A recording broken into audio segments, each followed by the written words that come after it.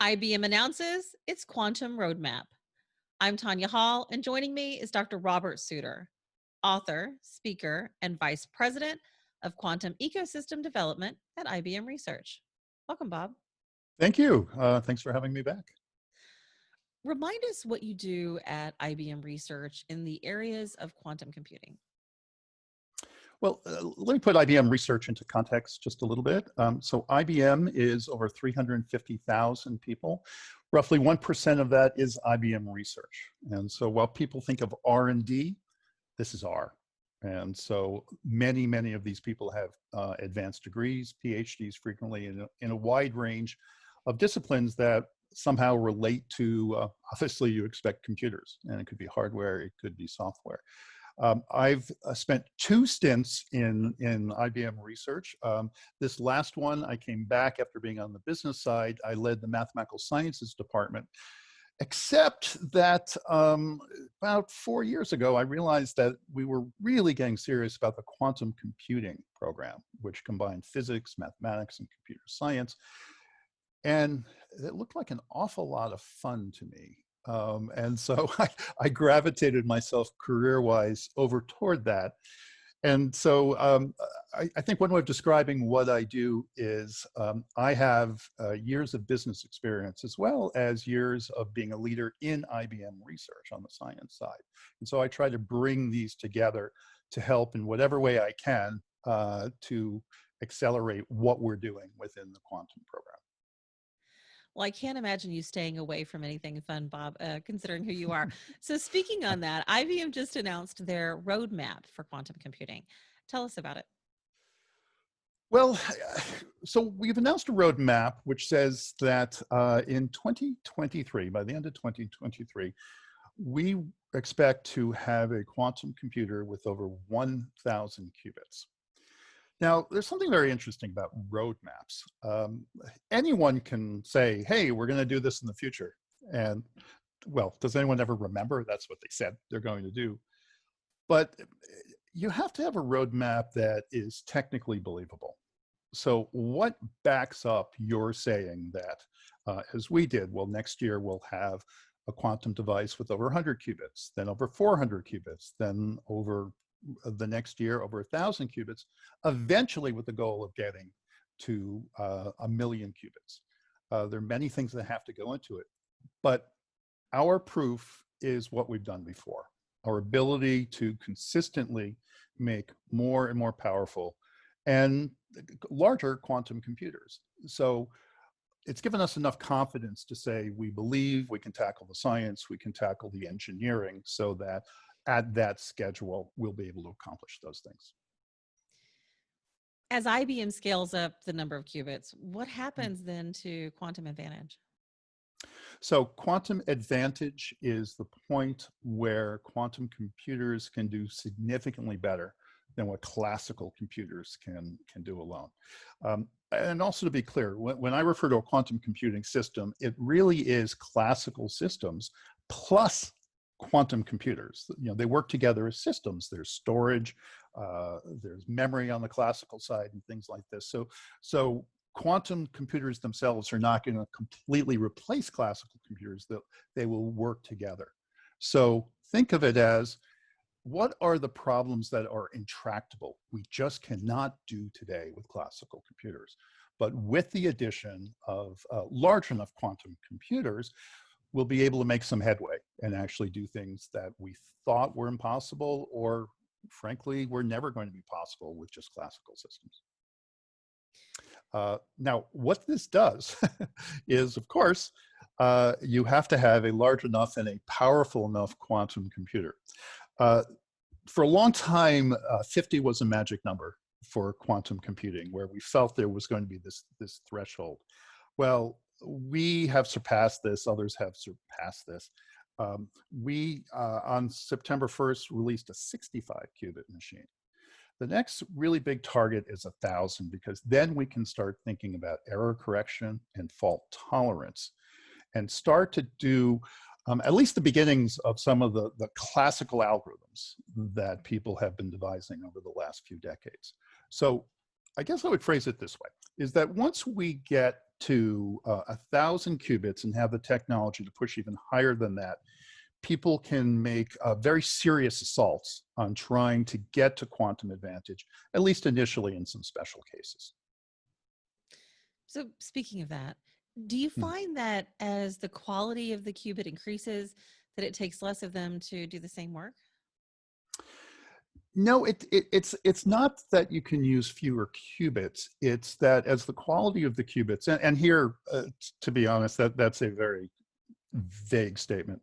What this means, basically, qubits operate within a quantum device. There is noise, there is error that comes into the system from the environment in different ways. So what you're trying to do is reduce that noise and reduce the error. So it's not a question of more qubits just by itself lets you do better. When the quality improves, and we measure this with quantum volume, it means you can do more with the number of qubits that you have. So instead of being able to, let's say, do something with a dozen steps, you can do something with 20 steps and 30 steps and 40 steps and things like that. So as quantum volume improves, as well as the number of qubits, we can tackle larger problems because we have more horsepower to bring to it and more qubits to apply to the problem as well. You and I have discussed IBM's quantum computers in previous interviews. In Mhm. fact, I remember showing photos of these beautiful, richly glowing, almost steampunk, if you will, looking boxes that were Right. larger than refrigerators, Bob. But for this interview, you sent me photos of packaged ICs that look as conventional as those in my laptop. So tell us a Yeah. little about your advancements in fabricating a quantum computer. Well, I thought you were going someplace else there with the super fridge, and I'm sure we're going to get to that. I think people have this idea that quantum computers are these crazy wired up lab experiments, right? And there are cables just going all over the place and odd refrigerators, and somehow there's this super sci-fi or steampunk, as you say, device.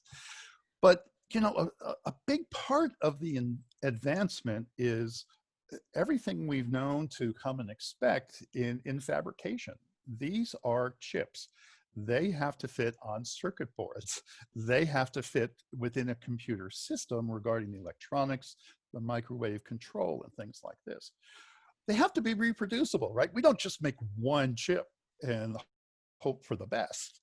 We have to develop new methods of fabricating these chips so that ultimately we can create many of them, and that we call the yield is good. So the yield is not just how many chips you produce, it's how many good chips you produce. And we learn things with every generation. So I mentioned some numbers before. Um, right now, the two main systems that we have for what we call the premium users in the IBM Q networks are 27 qubit machines and the new 65 qubit machine. We've learned a tremendous amount about the architecture, the topology, and this also goes to how we construct the chips.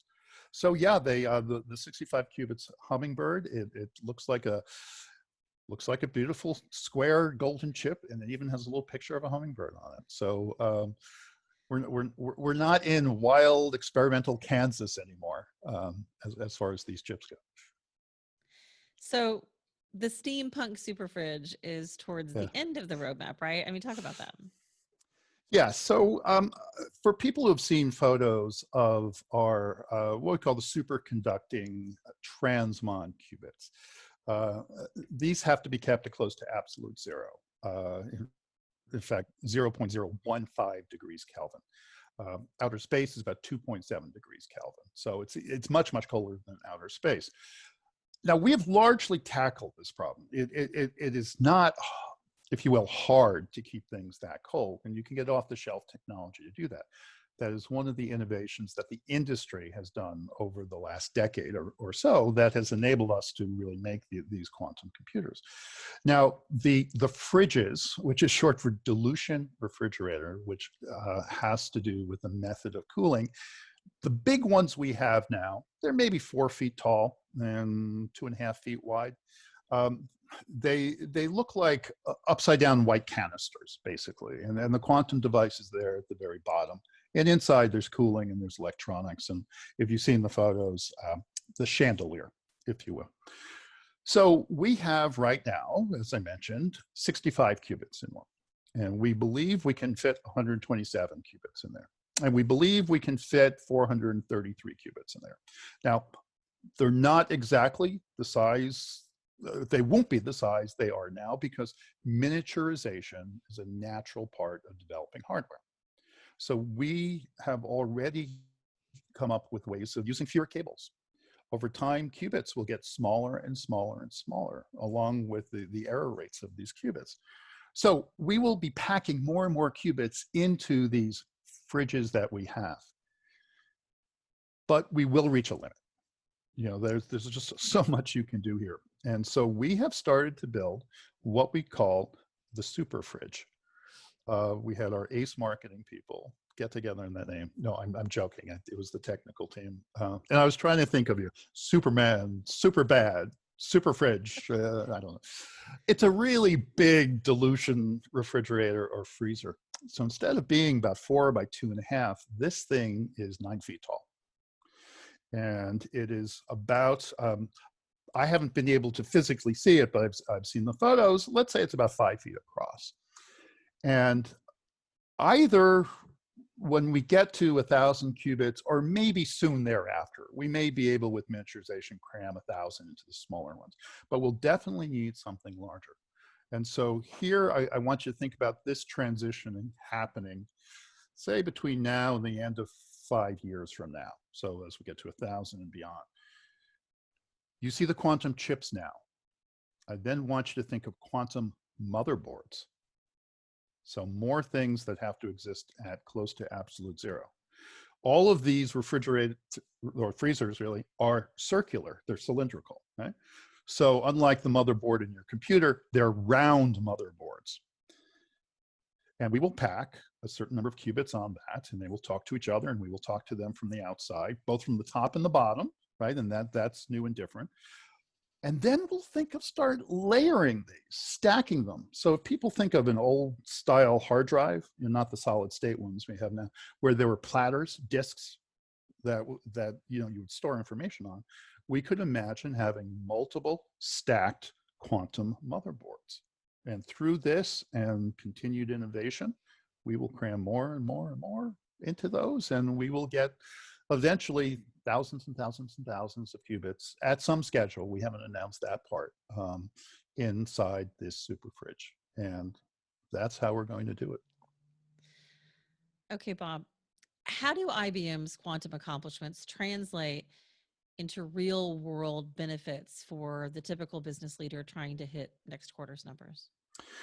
So right now, it is still very much the case that there is nothing you can do with a quantum computer today that you can't otherwise do with a classical computer.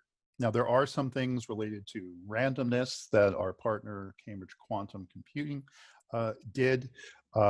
It's a better way of producing random numbers, but it's not, for example, finding new molecules, right? Eventually finding new antibiotics or more efficient catalyst to crack petroleum products, right? More sustainable things like this. However, this takes time. This is a radically new type of technology. This is not classical computing 2.0. The jump from classical computers to quantum computing is far greater than from regular general classical computing to GPUs, right? Which started for video games, but now are mostly used, frankly, for AI, particularly as they exist on the cloud. Because GPUs are classical computers. And while people have done brilliant jobs and brilliant things with those, it's not a completely different computing model. It takes time to learn this. It takes time to educate people. It takes time for people to develop brand new algorithms. You don't take what you did on a classical computer and plop it on a quantum computer and say, hey, great, we're done, it's fast. No, it's a completely different way of thinking about these things. So it's very much about being an early adopter and what's that, you know, is that important to you? And so we do think chemistry applications will still be some of the first areas for quantum advantage because that's simulating physical systems. Quantum computing is built on quantum mechanics, which is how all the very little things like electrons work and photons and things like that. So that's perfectly logical. Many things are chemistry, material science, eventually, as I said, antibiotics. Um, Fighting corrosion in alloys is very useful for many things. Coming up with new lithium kinds of batteries is very important. Electric cars, electric airplanes, all sorts of things like this. Financial services, new optimization algorithms, new simulation algorithms to assess risk, right? Those are the things that people are really working on because they're very important to those industries. But this is where I think a lot of people stop thinking about it. The techniques we develop for those industries, on one hand, financial services, and the other chemistry related, are often going to be translatable to different industries. So if we can do far, far more efficient Monte Carlo-like simulations that we might develop for finance, we can use that in a dozen other industries as well. So think of it this way, that people are trying to get early market advantage today. They're trying to be first out there for their own business advantage when the machines are powerful enough. And then I think we will very quickly see these techniques spread, and then there'll be a generation of newer and better, spread, a generation of newer and better, and spread. And this is why it's so fascinating to see over the next 5, 10, 15 years how this will play out.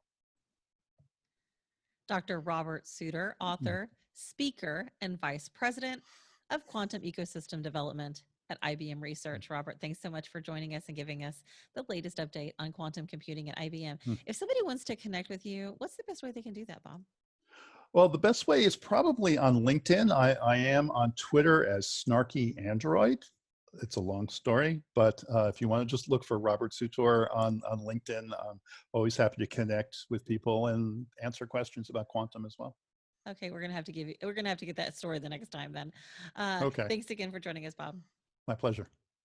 And find more of my interviews right here or at tonyahall.net. Thanks for watching.